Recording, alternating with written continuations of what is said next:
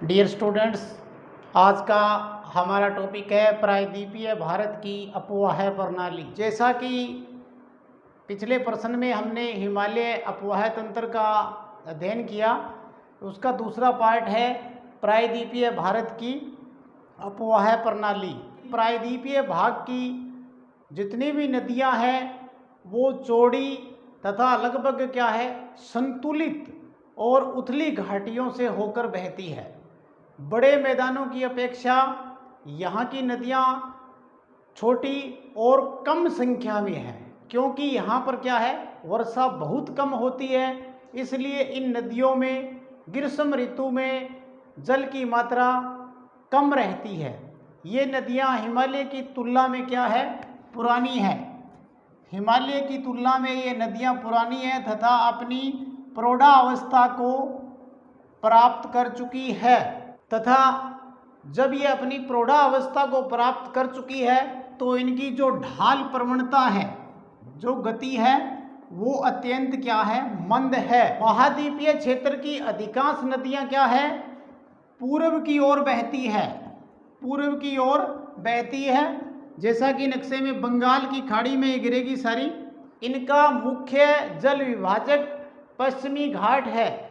नर्मदा व ताप्ती नदियों का जो बहाव है वो सामान्य बहाव की दिशा के विपरीत है। ये पूर्व से पश्चिम की ओर भ्रंश घाटियों से होकर प्रवाहित होती है। इसलिए इन दोनों नदी की घाटियों में जलोढ़ एवं डेल्टाई निक्षेपों की कमी मिलती है। इन नदियों में जलोढ़ व डेल्टाई निक्षेपों की कमी मिलती है। केवल वर्षा जल पर ये निर्भर रहती है। इसके अलावा वर्षा जल पर यह निर्भर होने के कारण ये नदियां प्राय मौसमी हैं। गर्मियों के लंबे शुष्क क्षेत्र में ये प्राय सूख जाती है। इसलिए इन नदियों का सिंचाई स्रोत के रूप में कम महत्व है। सिंचाई में इनका उपयोग नहीं होता। ठोस भाग में प्रवाहित होने के कारण ये नदियों का मार्ग सीधा और सामान्यतः रैखिक होता है। रैखिक होता है क्योंकि जलोढ़ निक्षेपों की इसमें सामान्यतः कमी पाई जाती है। नदियों को दो भागों में बांटा जाता है। एक तो है बंगाल की खाड़ी में गिरने वाली नदियां, दूसरा है अरब सागर में गिरने वाली नदियां। अब हम सबसे पहले बंगाल की खाड़ी में गिरने वाली नदियों का विस्तृत विवेचन करेंगे। बंगाल की खाड़ी में गिरने वाली नदियां, तो सबसे पहले एक नंबर नदी आएगी स्वर्णरेखा नदी।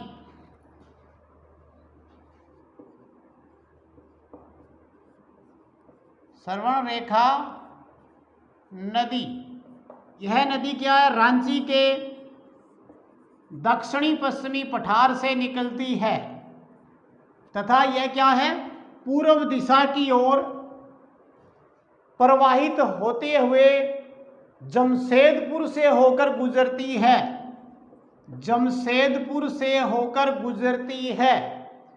यह बालासोर के निकट, यह जो बालासोर है जगह का नाम, यह बालासोर के निकट बंगाल की खाड़ी के अंदर गिर जाती है या मिल जाती है। इस नदी की जो लंबाई है वो 395 किमी है तथा इस नदी का अपवाह क्षेत्र 19,256 वर्ग किमी माना गया है। इसका अपवाह बेसिन झारखंड, उड़ीसा व पश्चिम बंगाल में है। यहाँ पर इसका झारखंड उड़ीसा और पश्चिम बंगाल में इसका अफवाह बेसिन पड़ता है। सेकंड नंबर है ब्राह्मणी नदी। यह नदी छोटा नागपुर पठार के निकट रांची के यह नदी छोटा नागपुर पठार के रांची के निकट दक्षिण पश्चिम में निकलती है। यह नदी कोयल व शंख नदी से मिलकर बनी है तथा इसकी लंबाई, इस नदी की जो लंबाई है वो 420 किमी मानी गई है। 3 नंबर है महानदी। यह एक अनुवर्ती नदी है जो छत्तीसगढ़ के रायपुर जिले के सिंहवा श्रेणी के समीप अमरकंटक की पहाड़ी से निकलती है। अमरकंटक की पहाड़ी से निकलती है और पूर्व व दक्षिण पूर्व की ओर प्रवाहित होते हुए कटक के निकट बंगाल की खाड़ी में गिर जाती है। यहाँ सम्मेलन है इसका। कटक के निकट बंगाल की खाड़ी में गिर जाती है तथा यह नदी कई डेल्टाओं का निर्माण बीच में करती है। इसमें शिवनाथ, हंसदेव, मंड व डूब नदियाँ उत्तर की ओर से आकर मिलती है। ये सारी नदियाँ उत्तर से, जबकि दक्षिण से जोंक व तेल नदियाँ आकर मिलती है। महानदी का अपवाह क्षेत्र 1,42,000 वर्ग किमी है तथा हीराकुंड व टिकरापायरा बांध है जो इस नदी पर बनाए गए हैं, जो एक बहुउद्देशीय परियोजनाएं हैं। 4 नंबर है गोदावरी नदी। यह सबसे लंबी नदी है जिसकी भारत में कुल लंबाई 1465 किमी मानी गई है। इसके अलावा दक्षिण भारत की यह सबसे लंबी नदी होने के कारण इसे दक्षिण की गंगा, इसे क्या कहते हैं, दक्षिण की गंगा भी कहा जाता है तथा इसका जल प्रवाह 3,13,812 वर्ग किमी में है। इसका 44% भाग ये महाराष्ट्र है,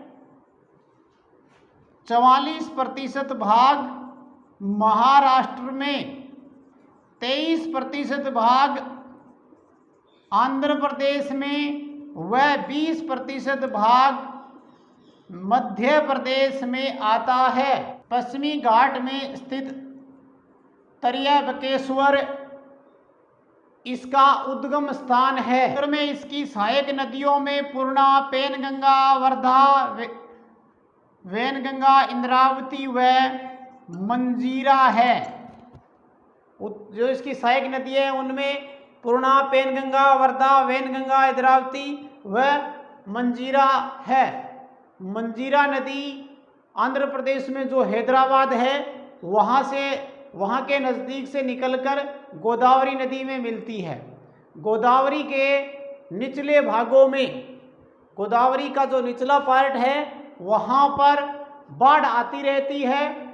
इस नदी में अनेक जल विद्युत परियोजनाओं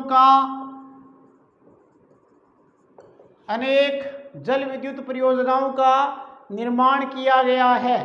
5 नंबर है कृष्णा नदी। यह प्रायद्वीपीय भारत की दूसरी सबसे लंबी नदी है जिसका उद्गम पश्चिमी घाट महाराष्ट्र में स्थित महाबलेश्वर से निकलकर महाबलेश्वर से निकलकर दक्षिण पूर्व दिशा में क्या है 1400 किमी, दक्षिण पूर्व दिशा में 1400 किमी लंबाई में प्रवाहित होती हुई अंत में बंगाल की खाड़ी में गिरती है। का अपवाह क्षेत्र 2,59,000 वर्ग किमी है। 27% भाग महाराष्ट्र में, 44% कर्नाटक में और 29% भाग आंध्र प्रदेश में आता है। सहायक नदियों में यरला, कोयल, वर्णा, पंचगंगा, दूधगंगा, घाटप्रभा, मालप्रभा, भीमा, तुंगभद्रा व हगरी हैं। ये इसकी प्रमुख सहायक नदियां हैं। जो ये हंगरी है वो तुंगभद्रा की सहायक नदी है। हंगरी को वेदावती के नाम से भी जाना जाता है। इसका जो दूसरा नाम, हंगरी का दूसरा नाम वेदावती भी है। तथा जल विद्युत परियोजनाओं की दृष्टि से इस नदी का बहुत ही अधिक महत्व है। जल विद्युत परियोजनाओं के लिए इस नदी का बहुत अधिक महत्व है। 6 नंबर है कावेरी नदी। यह कर्नाटक राज्य के कोडागु जिले में मैसूर पठार के दक्षिणी भाग में बिरम्हागिरी पहाड़ियों से निकलती है। हाँ, यह दक्षिण पूर्व कर्नाटक व तमिलनाडु राज्यों में प्रवाहित होती है तथा यहाँ से यह प्रवाहित होती हुई पत्तनम के निकट कावेरी है जो यहाँ से कावेरी पत्तनम के निकट बंगाल की खाड़ी में गिरती है। इस नदी का अपवाह क्षेत्र 3% केरल में, 41% कर्नाटक में, 56% तमिलनाडु में पड़ता है।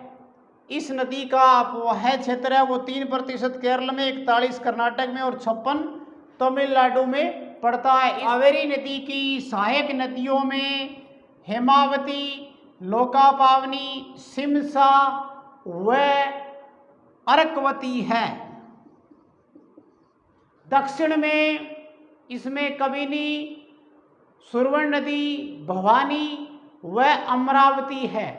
कावेरी नदी है जो शिव समुद्रम नामक प्रसिद्ध जलप्रपात बनाती है। 2 धाराओं में बनती है, उत्तर में कोलेरू और दक्षिण में कावेरी। यह आगे 2 धाराओं में बढ़ती है, या उत्तर में कोलेरू तथा दक्षिण में कावेरी में बढ़ जाती है। इसे दक्षिण की सबसे पवित्र नदी मानते हैं। पवित्रता के लिए इसे दक्षिण की गंगा भी कहते हैं। दक्षिण की गंगा। कावेरी के अपवाह क्षेत्र को दक्षिणी भारत का चावल का कटोरा कहा जाता है तथा प्रायद्वीपीय भारत में कावेरी ही एक ऐसी नदी है जिसमें वर्ष भर क्या रहता है, जल प्रवाह बना रहता है। मैसूर में 20 किमी दूर इस नदी पर कृष्णा सागर जलाशय को बनाया गया है। यह नदी शिव समुद्र व श्रीपट्टनम से होकर बहती है। इस नदी पर होगेन काल जल प्रवाह अवस्थित है। 7 नंबर है पेन्नार नदी। यह कर्नाटक के यह नदी है जो कर्नाटक के कोलार के नंदीदुर्ग पहाड़ी से निकलती है। तथा बंगाल की खाड़ी में गिरती है। कृष्णा व कावेरी नदियों के मध्य 55,213 वर्ग किमी अपवाह क्षेत्र में है तथा कुडप्पा के निकट ये क्या बनाती है, एक बड़ा गड्ढा बनाती है। कुडप्पा के निकट यह बड़ा गड्ढा बनाती है। इसकी सहायक नदियों में जयमंगली, कुंदेरू, सगीलेक, चित्रावली व पापागनी प्रमुख सहायक नदियां हैं। अब आएगा 8 नंबर एलार नदी।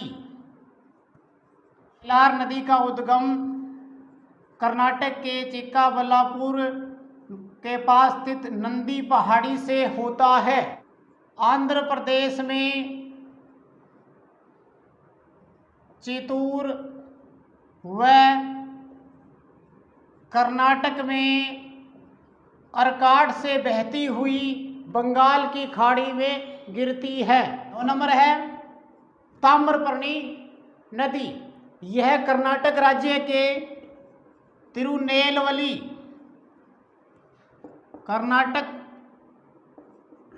कर्नाटक राज्य के तिरुनेलवेली जनपद की प्रमुख नदी है। इसका उद्गम दक्षिण में सादरी में स्थित अगस्त्य मलाई पहाड़ियों से होता है। यह मन्नार की खाड़ी में अंत में यह मन्नार की खाड़ी में गिरती है। इसके अलावा चंबल, बेतवा, सिंध, काली सिंध, सोन, दामोदर इत्यादि नदियां भी प्रायद्वीपीय भाग से उद्गित होती है तथा ये नदियां गंगा नदी के तंत्र का हिस्सा बनकर बंगाल की खाड़ी में गिरती है। जो अरब सागर के अंदर जो नदियां गिरती है उनका हम यहाँ वर्णन करेंगे। 1 नंबर है नर्मदा नदी। नर्मदा नदी का उद्गम छत्तीसगढ़ के मेघालय पर्वत के अमरकंटक पठार से होता है तथा यह 1312 किमी लंबाई में है और इसका अपवाह तंत्र इस नदी का अपवाह तंत्र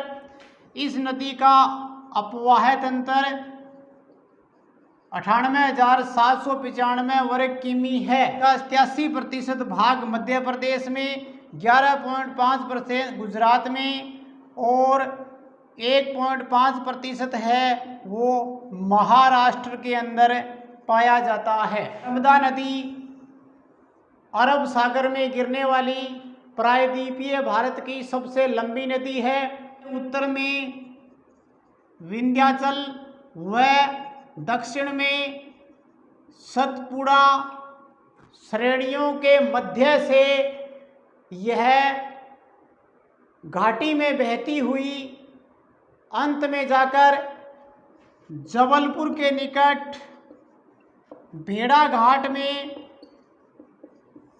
2 जलप्रपात बनाती है, कंदरा और कपिलधारा तथा जो इसका जल है नर्मदा नदी का जल 23 मीटर ऊंचाई से गिरता है।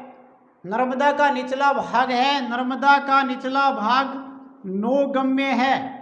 इसके अलावा भ्रंश घाटी में प्रवाहित होने के कारण इसमें अवसादों का अभाव रहता है, अवसाद नहीं पाए जाते तथा यह बड़ौज के निकट नर्मदा नदी बड़ौज के निकट खम्पात की खाड़ी के पास अरब सागर में गिरती है। यहाँ पर क्या है, अवसाद नहीं पाए जाते। अवसाद नहीं पाए जाने के कारण यह नदी अपने मुहानों पर क्या है, डेल्टाओं का निर्माण नहीं करती। नर्मदा नदी की सहायक नदियों में तवा, बरनेर, हिरन, कोनार, माचक प्रमुख है। तापी नदी, इसे ताप्ती नदी भी कहते हैं। नदी मध्य प्रदेश के बैतूला जिले के मुलाई नामक स्थान पर सतपुड़ा की श्रेणियों से निकलती है तथा यह क्या है, सतपुड़ा जो श्रेणी है इसके समानांतर 724 किमी लंबाई में पश्चिम की ओर प्रवाहित होती है तथा सतपुड़ा श्रेणी के समानांतर 724 किमी में प्रवाहित होते हुए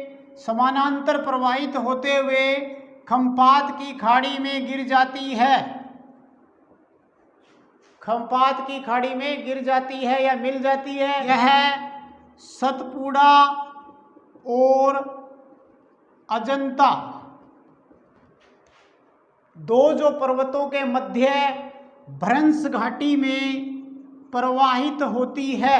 इसके बेसिन का जो 79% भाग है वो महाराष्ट्र में और 15% भाग मध्य प्रदेश में, इसके अलावा 6% भाग गुजरात में, 6% भाग गुजरात में प्रवाहित होता है। तापी नदी की प्रमुख सहायक नदी पूर्णा नदी है। तापी नदी के मुहाने पर सूरतनगर स्थित है तथा उकाई जल विद्युत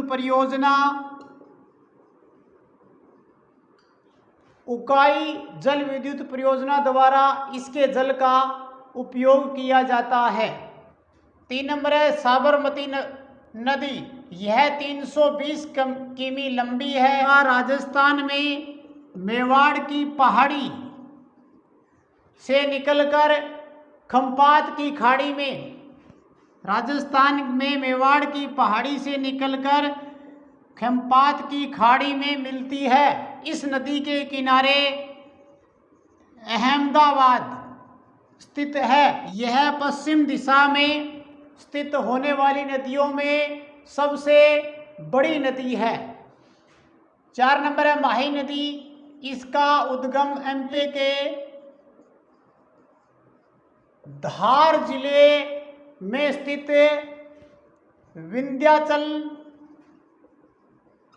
पर्वत श्रेणियों से होता है तथा यह नदी 533 किमी दूरी को तय करने के बाद खंपात की खाड़ी में गिर जाती है।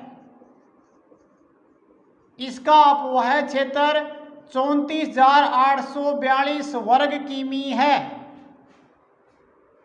जो मध्य प्रदेश, गुजरात और राजस्थान राज्यों में फैला हुआ है। सोम व जाखम इसकी प्रमुख सहायक नदियां हैं। 6 नंबर है लूनी नदी। यह राजस्थान में अजमेर जिले के दक्षिण पश्चिम में अरावली श्रेणी में स्थित नाग पर्वत से दक्षिण पश्चिम में स्थित नाग पर्वत से 320 किमी लंबाई में प्रवाहित होने के पश्चात कहाँ पर लुप्त हो जाती है। 320 किमी प्रवाहित होने के बाद कच्छ के रण में विलुप्त हो जाती है। सरस्वती, जवाई, सूकड़ी और मीठड़ी इसकी प्रमुख सहायक नदियां हैं। इसके अलावा सरस्वती नदी का उद्गम कहाँ पर होता है पुष्कर झील से होता है। इस नदी का उद्गम हिमाचल प्रदेश की राजधानी शिमला के निकट हिमालय पर्वत की शिवालिक पहाड़ियों से होता है। इसकी कुल लंबाई 465 किमी है। यह अंबाला, पटियाला व हिसार में प्रवाहित होती हुई राजस्थान के हनुमानगढ़ में प्रवेश करती है। हनुमानगढ़ के निकट बटनेर के मरुस्थल में विलुप्त हो जाती है। धन्यवाद।